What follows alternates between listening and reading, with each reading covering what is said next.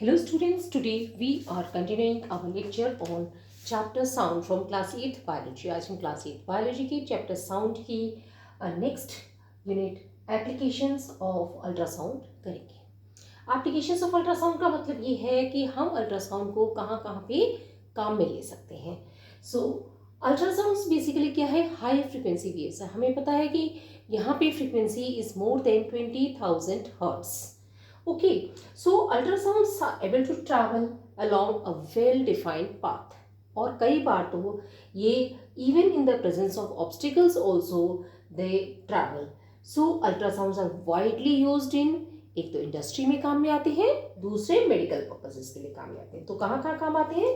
एक तो इंडस्ट्रीज के अंदर काम में आते हैं और एक मेडिकल पर्पसेस के लिए काम में आते हैं. सो अल्ट्रासाउंड्स इंडस्ट्रीज में कैसे काम आते हैं पहले हम ये देखते हैं. So ultrasound are generally used to clean parts located in hard to reach places. मतलब कुछ ऐसे मशीनरी पार्ट्स जो कि बहुत डिफिकल्टी से पकड़ में आते हैं या जहाँ पहुँचना बहुत मुश्किल है, उनमें अल्ट्रासाउंड्स को काम में लिया. जैसे कि स्पाइरल ट्यूब्स होती हैं, ऑड शेप्ड पार्ट्स हैं, इलेक्ट्रॉनिक कंपोनेंट्स हैं, इन सब के अंदर हम काम में लेते हैं. जिस ऑब्जेक्ट को क्लीन करना है उसे हम एक क्लीनिंग सॉल्यूशन में डाल देते हैं और ultrasonic waves are sent into the solution और अल्ट्रासोनिक वेव्स हम सॉल्यूशन में पास करते हैं. Due to the high frequency की वजह से जो पार्टिकल्स होते हैं डस्ट के, ग्रीस के और डर्ट के, they are detached and drop out. और वो अलग हट जाते हैं, ग्रीस, डस्ट और डर्ट के पार्टिकल्स, और the object is thoroughly clean. और इस तरीके से वो जो डर्ट है वो आ जाती है सॉल्यूशन में और ऑब्जेक्ट है वो पर्टिकुलरली क्लीन हो जाती है. ओके, नाउ नेक्स्ट यूज क्या है? ये तो हमारा था पहला यूज. ओके, सेकेंड यूज हम क्या देखते हैं? अल्ट्रासाउंड्स हमें हेल्प करते हैं to detect cracks and flaws, है ना. तो एक तो ये क्लीनिंग के आ गया काम में, दूसरा ये है क्रैक्स एंड फ्लॉज को आइडेंटिफाई करने के लिए, डिटेक्ट करने के लिए इन metal blocks in the construction of big buildings, bridges. जहाँ पे कि हम एक बहुत ही बड़ा ब्रिज है या बिल्डिंग है या मशीन्स है, उसके अंदर अगर कोई क्रैक है, सपोज एक मेटल का पीस लिया गया है बड़ा सा, उसमें कोई क्रैक है अंदर या कोई होल है, तो हमें ऊपर से नहीं पता चलेगा. तो हम क्या करेंगे, उसे हम साइंटिफिकली हम पता कर सकते हैं. जो क्रैक्स और होल्स होते हैं जो हमें दिखते नहीं हैं, और अगर ये क्रैक्स जैसे इस पूरे क्यूबॉइड ब्लॉक के अंदर ये क्रैक है, तो ये क्या करेगा कि इस पूरे ब्लॉक को वीक कर देगा, है ना. और इसलिए हमें इसे आइडेंटिफाई करना बहुत ज़रूरी हो जाता है. तो हम क्या करेंगे, अल्ट्रासाउंड के वेव्स को ऐसे पास करेंगे. ओके, हम देखेंगे कि जो हिस्सा इंटैक्ट है वहाँ से अल्ट्रासाउंड की वेव्स पूरी तरह से पास हो जाएंगी और यहाँ पे डिटेक्टर्स लगे हैं, वहाँ पे डिटेक्ट हो जाएंगी. ओके, लेकिन जिस हिस्से में ऐसे क्रैक है या जिस हिस्से में होल्स होंगे, वहाँ पर क्या होगा, ये अल्ट्रासाउंड की वेव्स यहाँ से चलेंगी, यहाँ पे आई, यहाँ से टकरा के ये वापस मूव कर जाएंगी और यहाँ डिटेक्टर पे हम अल्ट्रासाउंड वेव्स को नहीं डिटेक्ट कर पाएंगे. दैट विल शो कि बीच में इस पूरे ब्लॉक के अंदर कहीं कोई क्रैक है.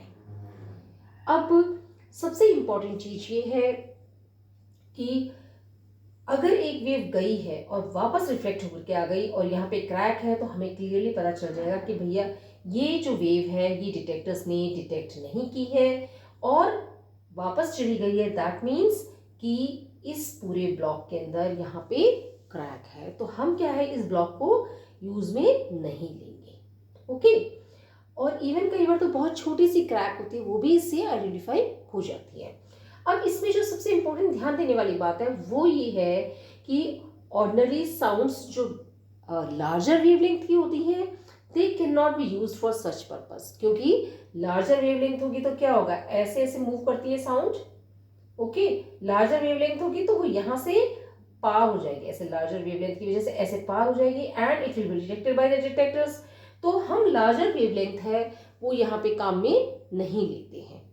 ओके, अगर स्मॉल वेवलेंथ है तब तो ऐसे ऐसे ऐसे ऐसे ऐसे ऐसे रहेगी, तो it will not cross the cracked part. लेकिन अगर लार्ज वेवलेंथ है तो क्या होगा, ऐसे ऊंचे ऐसे ऐसे करते करते और ये यहाँ पे जो इसके बेंड्स हैं वहाँ से ये क्रॉस होकर के डिटेक्टर से उसे डिटेक्ट कर लेंगे, तो हम फ्लॉज को पता नहीं कर पाएंगे। इसीलिए जितने भी हम इसमें काम में लेंगे वो स्मॉलर वेवलेंथ्स हम काम में लेंगे। ओके, इंग्लिश में लिखा है ordinary sounds of longer wavelength can not be used. Longer wavelength sound can not be used for this purpose, क्योंकि वो bend around the corners of the defective location and enter the detector. यही चीज मैंने आपको यहाँ पे समझाई है, और ये बहुत इंपॉर्टेंट चीज है टू आइडेंटिफाई द फ्लॉज और द क्रैक्स।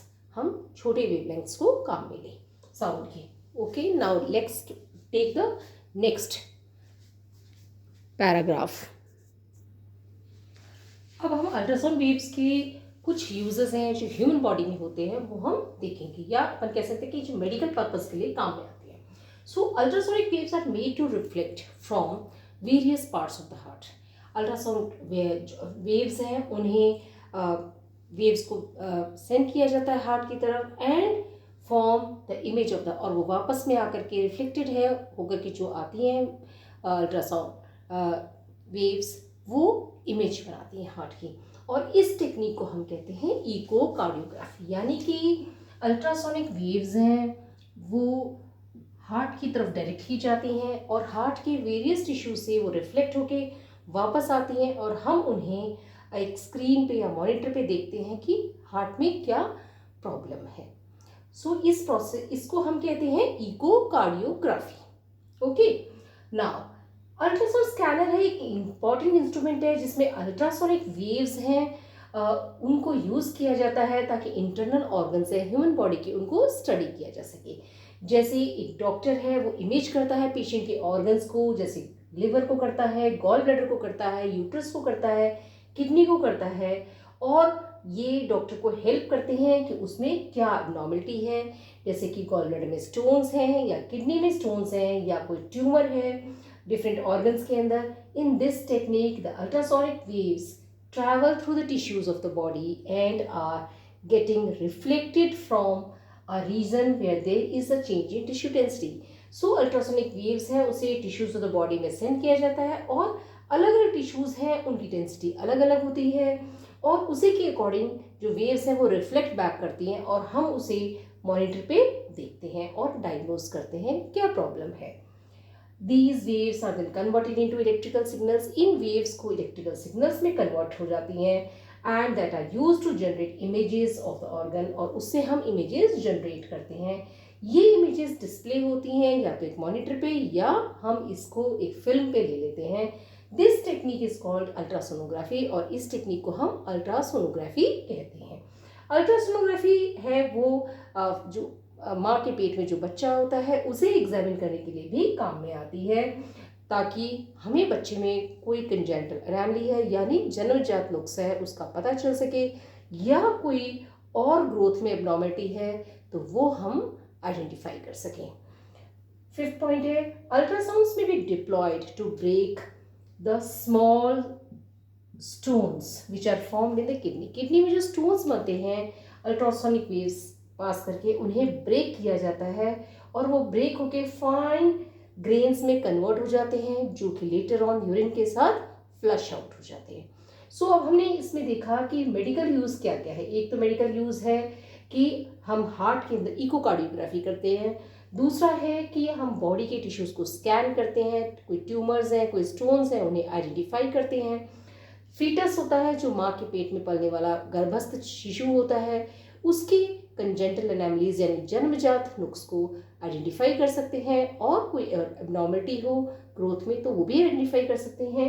और हम अल्ट्रासाउंड वेव्स हैं इनको काम में ले सकते हैं to break the small stones in kidney and they are turned into fine grains and these are then flushed out the urine. अगर आपको कोई चीज़ नहीं समझ आए तो कमेंट बॉक्स में लेके पूछ सकते हैं। वीडियो पसंद आए तो लाइक करें, चैनल को सब्सक्राइब करें। Thank you.